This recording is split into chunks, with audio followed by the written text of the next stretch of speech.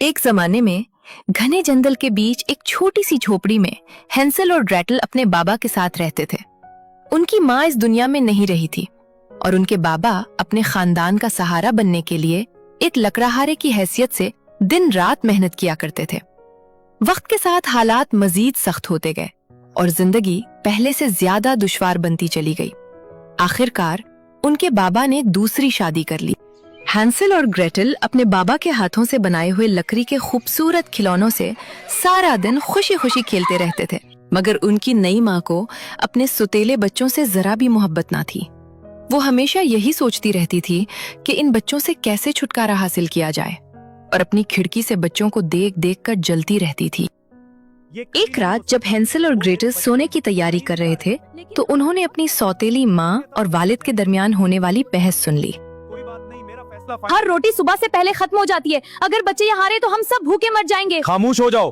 मैं अपने बच्चों को हरगिज नहीं छोड़ूंगा, वरना मैं जीते जी मर जाऊंगा। मैं कुछ नहीं जानती। कल हम कोई ना कोई बहाना बनाकर बच्चों को घने जंगल में छोड़ आएंगे। उनके बाबा ने बहुत समझाने की कोशिश की, मगर सौतेली माँ अपने फैसले पर अड़ी रही। ये सब सुनकर ग्रेटल की आंखों में आंसू आ गए। मत रो ग्रेटेल, हम किसी न किसी तरह घर वापस आने का रास्ता ढूंढ लेंगे। ठीक है हैंसल। हैंसल अपनी छोटी बहन से बहुत मोहब्बत करता था। उस रात उसने बड़ी होशियारी दिखाई। जब सब गहरी नींद सो गए तो वो आहिस्ता से घर से बाहर निकला और जितने छोटे बड़े पत्थर उसे मिल सकते थे उन्हें एक नन्हे से थैले में जमा कर लिया। अगली सुबह सब लोग जंगल की तरफ रवाना हुए। उनके बाबा ने बच्चों से कहा कि वो सिर्फ सैर के लिए जा रहे हैं। जैसे जैसे वो घने दरख्तों के दरमियान जंगल के अंदर जाते गए, हैंसल खामोशी से रास्ते में अपने थैले से छोटे बड़े पत्थर गिराता गया ताकि वापसी का रास्ता याद रहे। मौसम खूबसूरत खजां का था, मगर जैसे जैसे दरख्तों के पत्ते झड़ रहे थे वैसे वैसे हैंसल और ग्रेटल की जिंदगी भी आहिस्ता आहिस्ता मुश्किलों में बदलती जा रही थी। हैंसल और ग्रेटल, तुम दोनों यहीं बैठे रहो, कहीं मत जाना, हम अभी आते हैं। उस वक्त उन मासूम बच्चों को कुछ यूं महसूस हुआ होगा। खिजां की सर्द हवाओं ने ये सिखा दिया हमें कि हर अपना हमेशा अपना नहीं रहता। कुछ लोग मौसमों की तरह बदल जाते हैं और कुछ साथ अंधेरों में छोड़ जाते हैं। अपनी ड्रामाबाजी बंद करो। वो बच्चों को जंगल में तन्हा छोड़कर वहां से चले गए और दोबारा वापस ना आए। जैसे ही रात छाई, जंगल खौफनाक आवाजों से भर गया और डरे सहमे हैंसल और ग्रेटल एक दूसरे के साथ जुड़कर बैठ गए। चलो ग्रेटल, चांद की रोशनी में रास्ता अब साफ नजर आ रहा है। अब हमें चलना चाहिए। जब चांद निकला तो रास्ते में बिखरे पत्थर चमकने लगे और हैंसल और ग्रेटल को घर वापस जाने का रास्ता दिखाने लगे।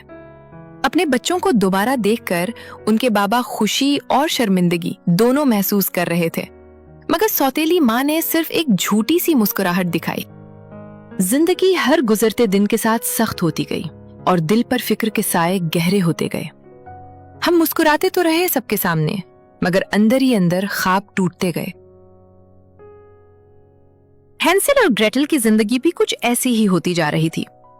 उस रात जब वो सोने गए तो उनकी सौतेली माँ ने चुपके से बाहर से उनके कमरे का दरवाजा बंद कर दिया ताकि हैंसल दोबारा पत्थर जमा ना कर सके। अगली सुबह वो सब दोबारा खूबसूरत वादियों और सुनहरे पत्तों के दरमियान से गुजरते हुए जंगल की तरफ रवाना हुए, मगर हैंसल बहुत होशियार था। रास्ते भर वो खामोशी से अपनी जेब से रोटी के टुकड़े गिराता गया, इस उम्मीद के साथ कि वो उन्हें वापस घर का रास्ता दिखा देंगे। खिजा की जर्द शामों ने ये राज सिखा दिया कि अपने भी वक्त आने पर बदल जाते हैं। जिन हाथों को थामा था उम्र भर के लिए, वही हाथ बीच रास्ते में छोड़ जाते हैं। हैंसल और ग्रेटल, तुम दोनों यहीं बैठे रहो, कहीं मत जाना, हम अभी आते हैं। अब दी ना करो, चलो। दोपहर होते होते उनके बाबा और सौतेली माँ एक बार फिर बहाना बनाकर वहां से चले गए और मासूम बच्चों को दोबारा जंगल में तन्हा छोड़ दिया। फिक्र ना करो ग्रेटल, इस बार मैंने रास्ते में रोटी के टुकड़े गिरा दिए हैं जो हमें घर वापसी के रास्ते में मदद करेंगे। मगर इस बार वापसी के रास्ते का कोई सुराग न बचा, क्योंकि परिंदे रोटी के सारे टुकड़े खा गए थे और हैंसल और ग्रेटल जंगल में इधर उधर भटकते फिरने लगे। कई घंटों तक जंगल में भटकने के बाद अचानक उनकी नजर एक अजीबोगरीब घर पर पड़ी।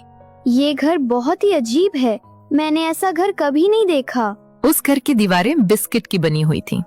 छत मीठी मिठाइयों से सजी हुई थी, जबकि खिड़कियां चॉकलेट की थीं, जिन पर रंग बिरंगी क्रीम लगी हुई थी।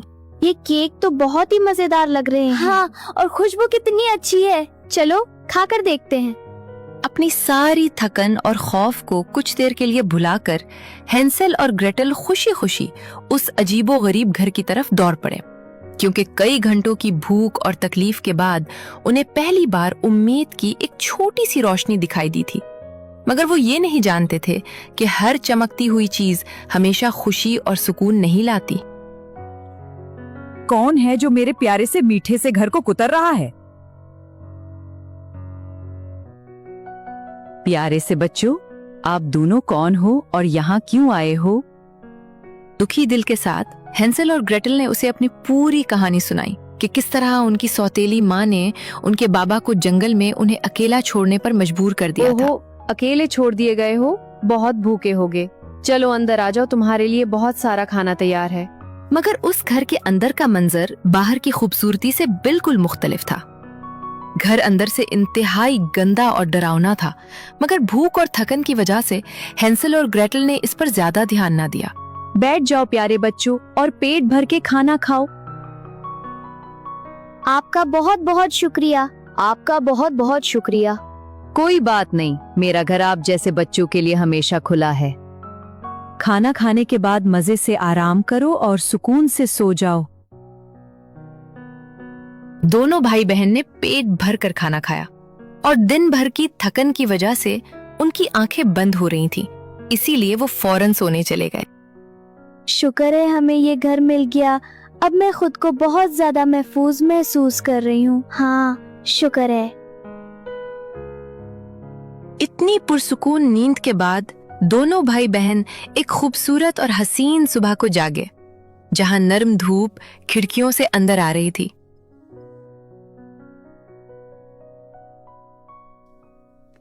ग्रेटल उठो, सुबह हो गई है। चलो इस अनोखे घर में घूमते हैं। ग्रेटल जल्दी आओ, देखो ये दरवाजा कितना अजीब है। आओ देखते हैं इस कमरे में क्या है। हाँ चलो देखते हैं क्या है इस कमरे में। जैसे ही उन्होंने दरवाजा खोला, वो कमरा बहुत सारे सोने और जवाहरात से भरा हुआ था, और ये देखकर दोनों दंग रह गए। अरे वाह, इतना सारा खजाना इस बूढ़ी औरत के पास कहाँ से आया? चलो दरवाजा बंद कर देते हैं, इससे पहले वो आ जाए।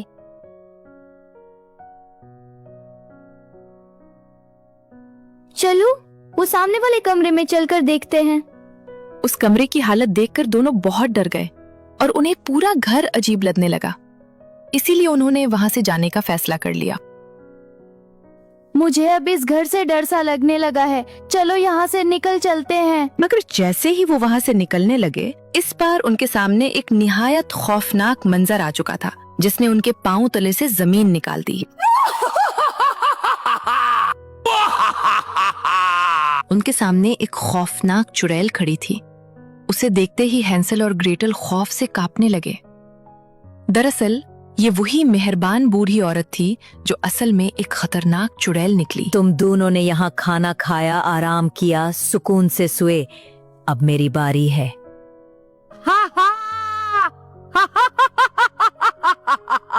तुम तो बहुत कमजोर हो।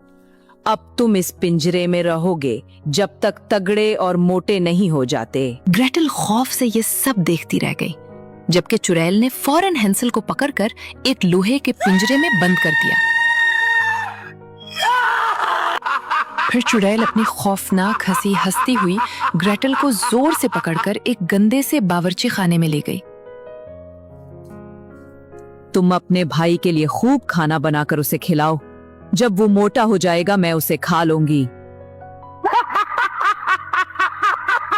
तुम कुछ नहीं खाओगी, सारा खाना तुम्हारे भाई के लिए है। ग्रेटल खौफ से कांपती रह गई, जबकि चुड़ैल जाकर हैंसल के पिंजरे के सामने बैठ गई ताकि उस पर कड़ी नजर रख सके। बेचारा हैंसल दिल ही दिल में सोच रहा था कि एक तरफ जालिम सौतेली माँ थी और अब दूसरी तरफ ये खौफनाक चुड़ैल मिल गई। मगर हैंसल ने चुड़ैल की बात ना मानने का फैसला कर लिया था। जैसे ही चुड़ैल सो जाती, वो ग्रेटल के लाए हुए खाने को चुपके से जमीन में दबा देता और कई दिनों तक यही करता रहा। एक दिन चुड़ैल अचानक हड़बड़ाकर उठ बैठी, क्योंकि उसे काफी दिनों से हैंसल पर शक होने लगा था। वो समझ नहीं पा रही थी कि इतना खाना खाने के बावजूद हैंसल अब तक कमजोर क्यों था। इतने दिन हो गए, तुम मोटे क्यों नहीं हो रहे? बताओ, मैं तुम्हारी बहन की खबर लेती हूँ अभी। क्या अपने भाई को खाना नहीं दे रही? वो अब तक मोटा क्यों नहीं हुआ? मोटा हो या दुबला, आज तो मैं तुम्हारे भाई को खा जाऊंगी।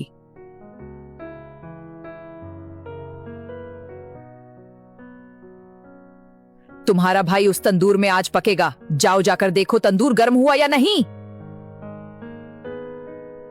मुझे नहीं लगता तंदूर सही से गर्म हुआ है, आप खुद देख लो।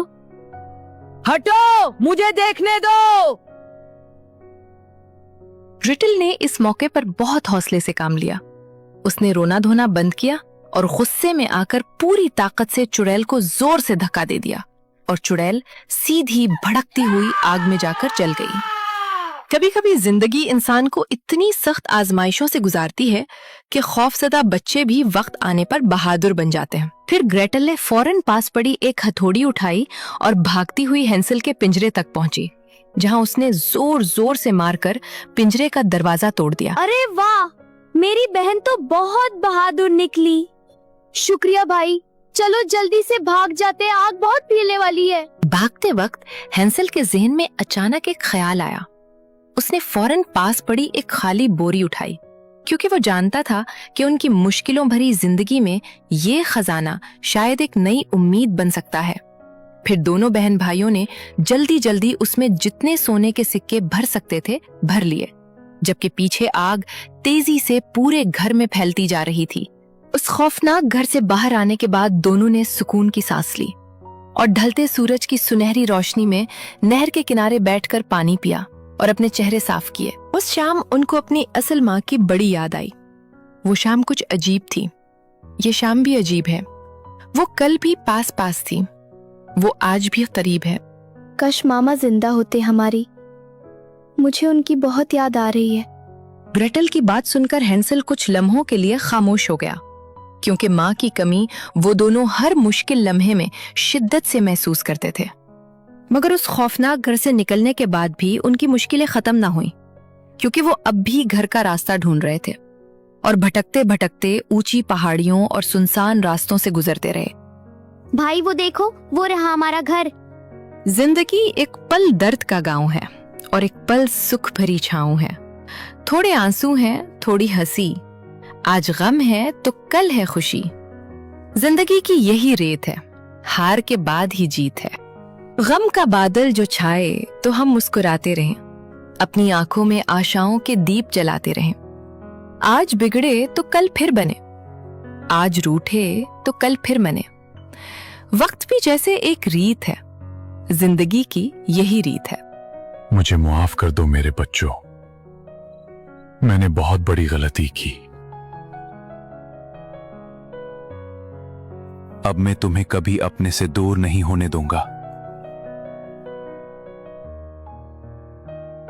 बाबा, मैं आपकी बहुत याद आई। देखो बाबा, हम सही सलामत वापस आ गए हैं।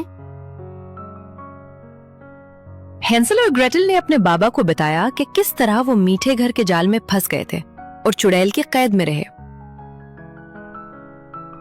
फिर उनके बाबा ने बताया कि उनकी सौतेली माँ घर छोड़कर जा चुकी है और दोनों ने उन्हें वो सोने के सिक्के भी दिखाए जो वो अपने साथ लाए थे।